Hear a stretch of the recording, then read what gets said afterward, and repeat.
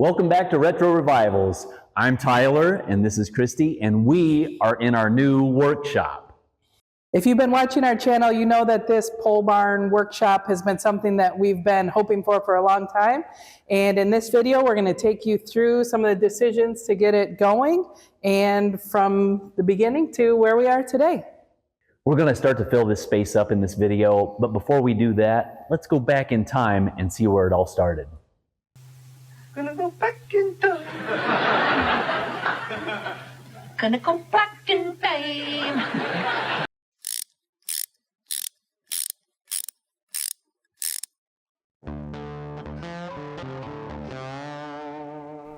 This is the start of our new pole barn project in January. The construction crews were afforded some good weather, and they were able to dig some holes for our poles. We use the term pole barn here in the Midwest, but I'm not sure if that's a common term used throughout the country. I think more of a standard term is a post frame building. This is where they sink the post into the ground. Now in Michigan, it's 4 feet, and then they put those poles in concrete, and that's the basis for your construction. At this point, the walls are up and they started to get to work on setting those trusses. And as you can see, we weren't able to get the best video. They were doing the work a lot of times while we were at work at our normal 9-to-5 job, so we'd just set up cameras and hope for the best. These trusses actually delayed our project a couple weeks at one point. They delivered the wrong size, they were too small, and then it took a little while to get the new ones, and when they delivered those, they left them at a random spot down the road. Believe it or not, we went to the trouble of setting up a couple different cameras to get some good video of this. But for pity's sake, we didn't take the time to take down the wind catcher for whatever reason. For pity's sake.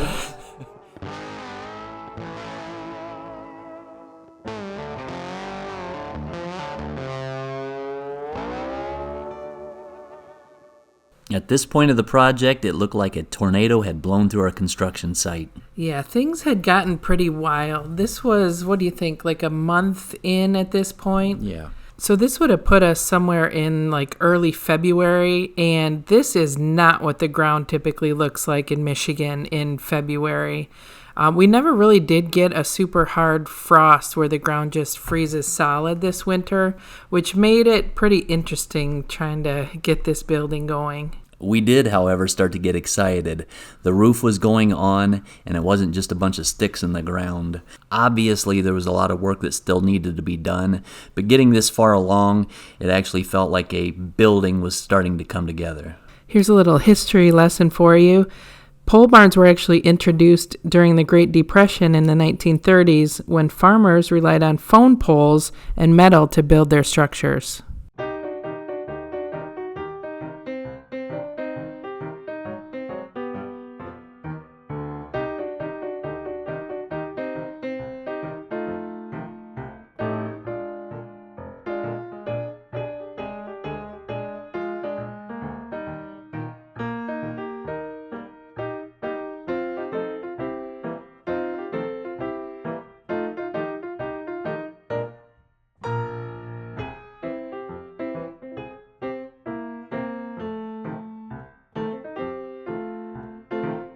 At this point, siding was on, the shingles were on, and they were literally trucking in mountains of sand to use as fill before the concrete could go down. We wanted to mention too that we decided to go with traditional shingles on the roof instead of a metal roof on this barn. And, well, what were they, like 40 year? 40 or 50 year. Yeah, either way, they're going to last longer than we are. But there's two main reasons. One, when it rains, we didn't want it to be as loud on a metal roof. And two, for cell phone signal.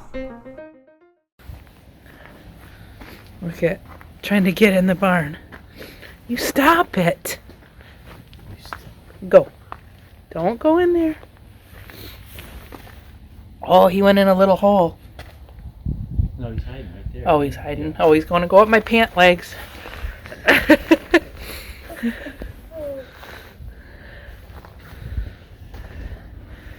Is he like stinking blind? These things don't have like faces. Where are you, buddy? Don't have faces. Well, look at it. Oh. What is that called? It would either be, I'm going to call him a skink. It's a skink. The skink family now lives under the barn, so there you go. Well, that's probably... Oh, here he comes back. He's gonna get like the Han Solo treatment in the cement. Oh, they've encased him in carbonite.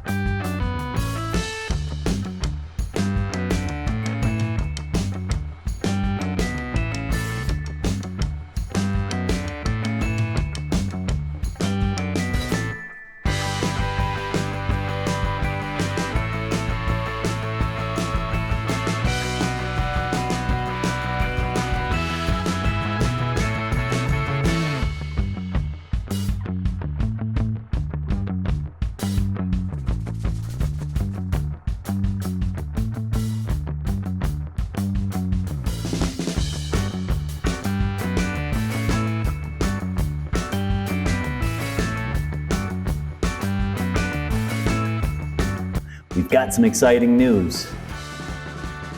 Yeah.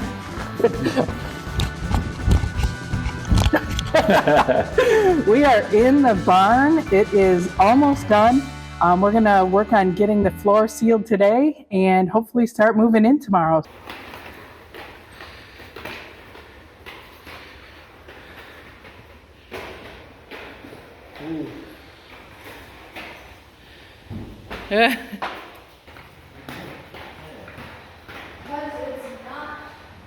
Hey, hey.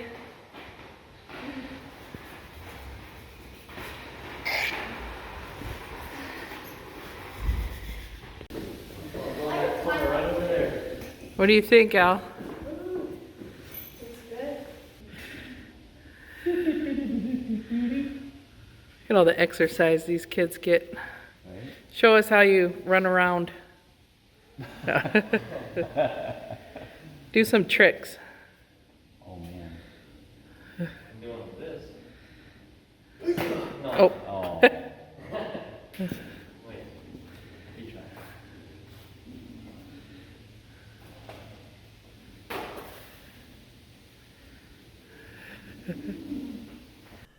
We wanted to protect our new concrete. We had considered epoxy, but we didn't want to wait a month.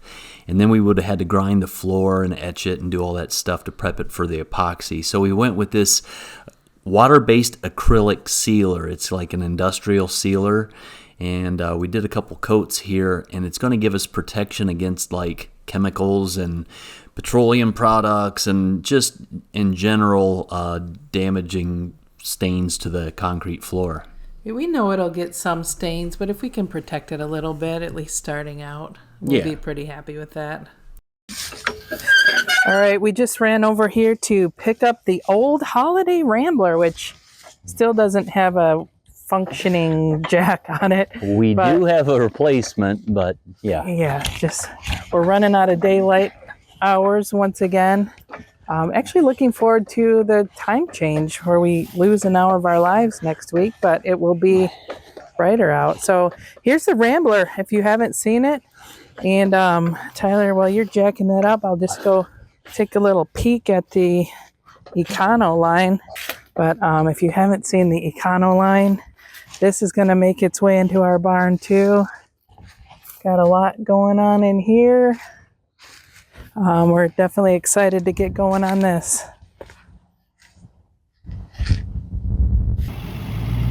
Hey, we got a marker light working. That's something.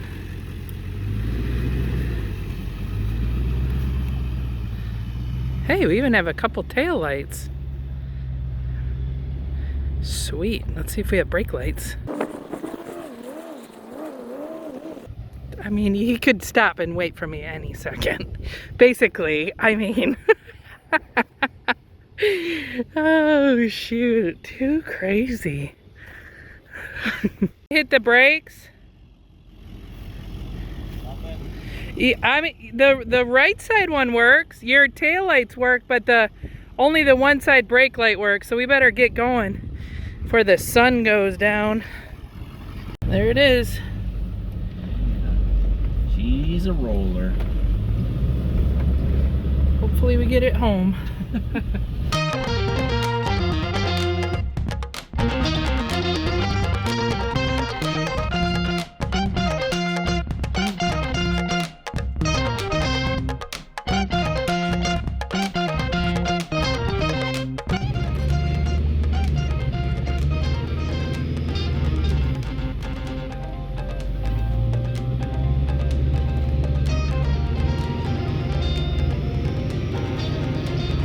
Oh boy. That was nerve-wracking. Okay. Looking good. Hey, we've got 4 lights working. What was I talking about? I feel like it's crooked-ish coming in, but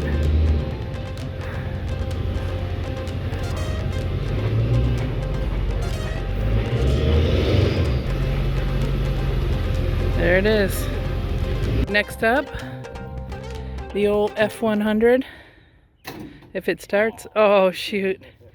Was that the battery? Yeah.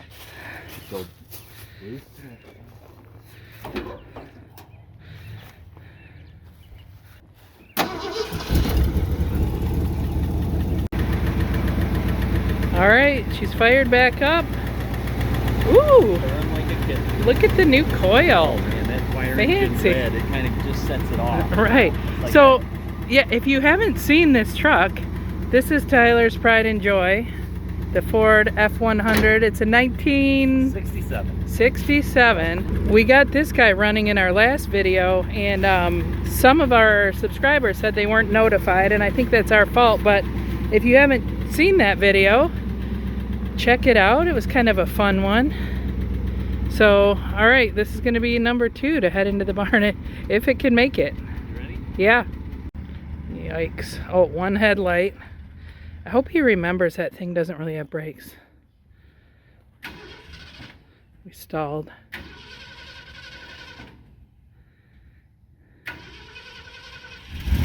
There it goes.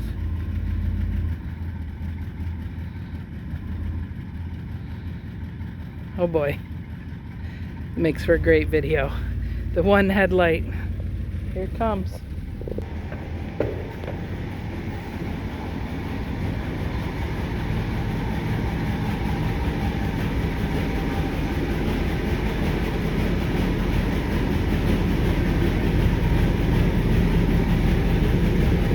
Oh, room to spare. All right, next up, we're gonna try to get Harvey in tonight. We realize this is quite ridiculous to video in the dark. It's supposed to rain tonight, and we'd love to have this in and out of the yard. So we're gonna do our best to get it going. So I had to get the Excursion over here to jumpstart Harvey. And so I popped the hood on the Excursion, and look what the squirrels did. More squirrel habitat. Looks like a fire waiting to happen. Guaranteed. Hopefully there's no squirrel babies in here. Oh, Oh boy. that is thick.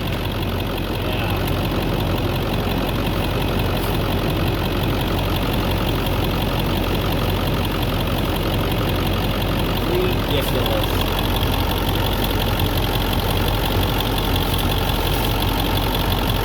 Right back there by the turbo. Nice. So this plastic piece is just an engine cover. It actually covers the high pressure oil pump. The turbo sits back here, where it's really hot right now. So this is your charge pipe coming in from your intercooler, but this is the turbo right here. And this is where they have packed the bulk of the leaves, because there's a valley down here in the engine where it's just so nice to have a nest, apparently. Oh, ridiculous, I swear. Yeah, this is one of the reasons we're not going to miss the walnut trees. And they've been chewing on stuff this time too. Oh no. Great. How many babies are going to come shooting out of here? You would think all the babies had done shot out of here by now. We've been driving this thing for a few miles. It's probably... We're just leaving a trail of baby squirrels. Right. Oh, they did. What'd they chew on? I can't believe they chewed on this sensor here. It's like a vacuum-operated solenoid, but they got through the wire and they buzzsawed into that connector there. But I guess after I get these leaves out of here, I'm gonna have to see exactly what damage they did do. But this isn't good. I'm surprised it was running still.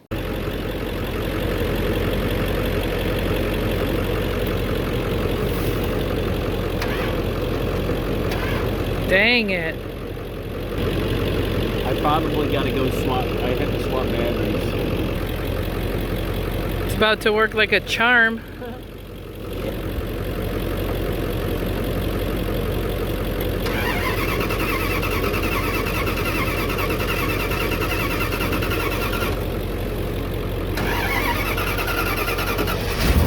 Hey!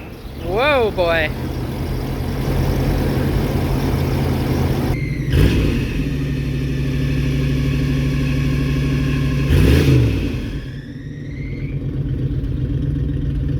It seems our belt squeal is not totally fixed. All right, let's see how this goes. Guys, this is ridiculous. Everyone knows that, right? This is not the right thing to do. Keep going. 100% ridiculous. Keep going. Well, not yet. No, you're good.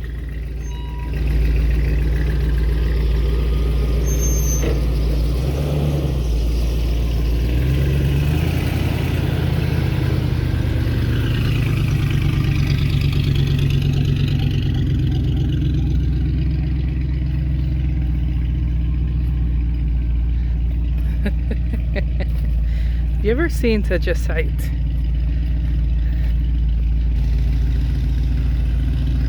We got clearance.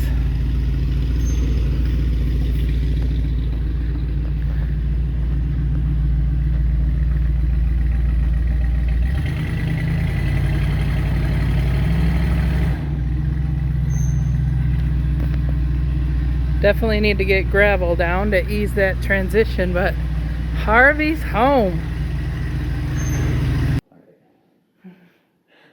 This reminds me of the good old days, working in the dark. Yeah.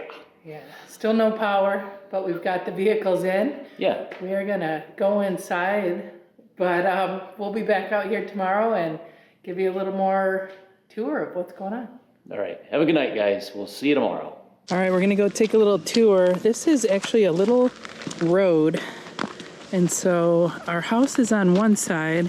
We have this small lot across the street, which is where our barn is. So yeah, you gotta walk up a mini mountain, and our barn sits on the back side of the mountain. Yeah, so one of the things when we were deciding where to put this is we didn't want to lose this space or have to cut down these trees. And so we kept as many trees as we could by putting it back here. But it did create a little bit of a predicament with having it sort of on a hill.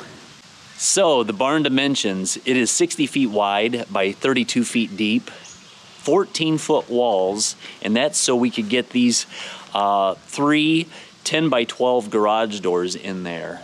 That will help us to get our campers in there with AC units and that way we're not out here working in the mud.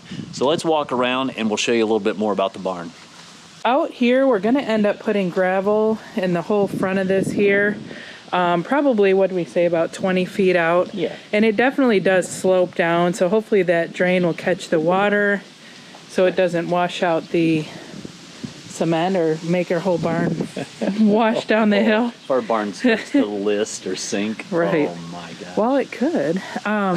So this color, this siding is actually from Menards. This is midnight blue, and this is midnight gray. Yeah. So we went the midnight theme. And we like a little smattering of mud and concrete dust. Yeah, I know. We definitely need to figure out Just look add how some texture. dirty this thing is. It's all shadowy, but yeah, pretty crazy. We'll get that cleaned out with the window. Okay, so before we go inside, we'll take a little walk. Don't step on the squirrel grave. Okay. Gosh. The kids made a squirrel grave. I won't get too close, but there's definitely a flattened squirrel in there. We don't know what Oh happened. my gosh. You almost stepped on it. So this is the swamps of sadness. You have to try. You have to care. This is like the back of our lot here, and that slope is pretty significant. So they had to use kind of a significant amount of fill to get the back of the barn built up. This corner over here is actually the lowest or the most fill, however you want to look at it, on the barn. It's about 4.5 feet difference from this low spot to the high spot on the front side of the barn, okay? So they had to use sand, which is pretty common, I think, as a common substrate in Michigan to use for fill. So there's like a base of gravel and then sand, and then the concrete is up here level with this this green board here. Yeah, so that's where our floor actually is. And this is not necessarily a typical way to do it, but basically the barn's built pretty close to our property lines. So if they would have, first of all, it would have been like $6,000 worth of extra dirt if we didn't use these. But it would have created a pretty significant slope from the back of the barn to the property line. And we didn't want to pay to bring in all that dirt to just have a weird hill that we can't really use. We wanted it more or less flat back here so we can bring our tent garage back. And it's going to wind up going probably about where we're standing now. And it allows it to be pretty flat. We'll put some gravel back here and put that on it. Right. And have a place for all our treasures over right. here. Oh my gosh. Currently, treasures. see, so that the treasure pile is not on our property right now. That's our neighbor's. That's our secret. Yeah. Don't tell anybody. The deal with these concrete blocks, these are like those big divider blocks that you see the highway department or out on the interstate, and surprisingly really affordable. How this works is concrete, whenever the concrete trucks go back to their concrete home, they wind up pouring all their extra concrete into these molds and making these blocks. These are only $60 a piece. The kicker is trucking. You have to pay to have them trucked in. So right, and a level base of gravel, Yeah, and yeah. someone to set them on. But Right. But yeah, I mean, and it adds up when you buy. How many do we it's get? 15 or 16. I can't remember now. We got a couple truckloads of them. Right, but we had to have them because all that sand pushing from the inside, wanting to get out, we had to have some sort of barrier there to keep them in place. So far, everything looks good, works really good, and I guess we'll see how it goes. So we're still here in the back, and as you can see, there are no windows low down. We did that on purpose. We wanted windows in the back for light, but we didn't necessarily want to worry about people coming up behind and breaking out the windows and getting into the barn. Yeah, we were going to have a man door here in the back, but once we realized that there was going to be such a drop off, we didn't want to have to deal with like building a little landing and stairs and stuff right now. So we deleted the man door, and we'll see if we miss it. I don't know. It's not that far to walk around, so hopefully we can manage. So rounding the corner, you can see we've got the side here all with these blocks. This side will end up being gravel, so we can drive back to that tent garage or park something here on the side. So that will be nice. Downspouts. And we're back to the front. So before we go in, when we had the barn built, we did a 2-foot overhang up front here. Initially, we were thinking we were going to have like a porch-style roof over the man door, but for right now, we're just going to go with the overhang, and maybe we'll add that down the road if we think it's necessary. Yeah, the rest of the barn has 1-foot overhangs. Just the front here, we did the 2. So here we go. You put up the doors for some light. Oh man, and these are man doors. We don't have openers right now, so they are insulated doors.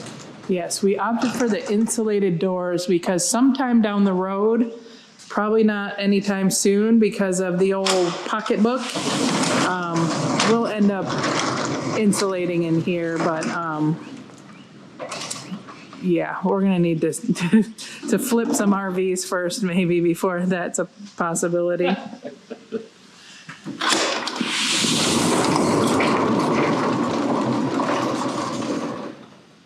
This is the first room when you come in through the man door. It is the one that has the window. This room's 12 by 12, and it is going to be maybe office slash storage slash, hey, maybe we'll make some t-shirts and this is where we'll store the t-shirts type of thing, you know? Right. We really don't have a designated plan for this, but it is a nice room to have. Right. Jack wants to make it his workout room, so Right. we'll see.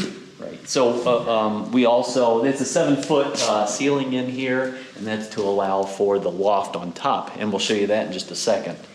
So the second room here is actually 12 by, what, 20? 20. 12 by 20. If we could get some shelves in here and just some organized storage, I think we would be in good shape. Heading upstairs, we added this loft. It didn't cost as much as you would think to add the loft, and I think it just gives us so much more storage. You can easily get to this window for some ventilation.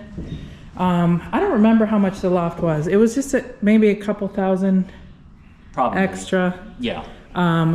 But yeah, the kids are already talking about how they want to do their fort up here and have their foosball and all their fun stuff up here. So we're planning it for storage, but we'll see who wins that battle, I guess. Right. So kind of an idea of what we're thinking for the layout. The first 2 bays over there, that one and that one, that is going to be our primary workspace for like RV projects. And then over here in front of this bay door, actually we're thinking about parking the white truck this way. I've got some of those handy dollies that you can slide under the tires, and then that'll give us some space for second and possibly a third vehicle. And that way we're maximizing our storage of vehicles, keeping things nice and dry inside. And then along the walls, of course, we're going to have shelves and things of that nature. We'll take you down to the other end and show you exactly what is going to go in down there, hopefully. So this is under the stairs here. Initially, I was thinking maybe we could make a little a hush room for our air compressor, but I don't think that's going to work because it's about 80 feet away from where our electrical panel is going to be. So we'll probably move that closer to the breaker box. Right in this area here, this is the back of the barn, of course, maybe a little welding table. And then along this wall over here by the Rambler, that is from the corner to the edge of the door there, that's about 6 feet. And so we were going to put in a kind of like a workbench and toolboxes and things like that along this wall. Maybe some pegboard, I don't know. We've tried to explore some options as far as like storage and organizing stuff.